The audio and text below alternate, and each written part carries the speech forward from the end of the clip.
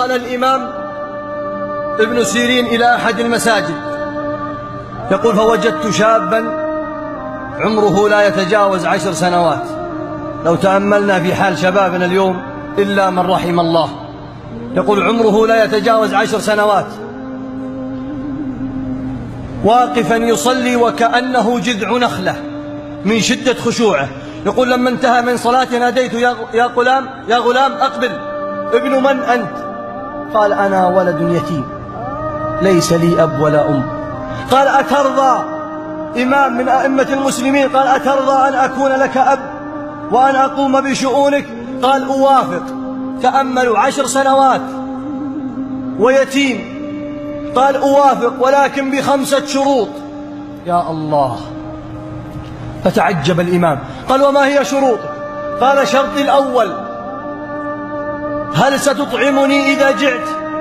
قال: أطعمك حتى تشبع. قال: شرطي الثاني: هل ستسقيني إذا عطشت؟ قال: أسقيك حتى ترتوي. قال: شرطي الثالث: هل ستكسيني إذا عريت؟ قال: أكسيك بأجمل الثياب. قال: شرطي الرابع: هل ستشفيني إذا مرضت؟ قال: أما المرض أقدم لك الدواء والعلاج والله يتولى شفاك. قال: شرطي الخامس: هل ستحييني إذا مت؟ قال: أما هذه فلا، لأن الحياة والممات بيد الله سبحانه وتعالى. فتأملوا ماذا قال هذا الصبي. قال: يا رجل، يا هذا، ما دمت لا تستطيع أن تشفيني إذا مرضت وأن تحييني إذا مت، إذن اتركني.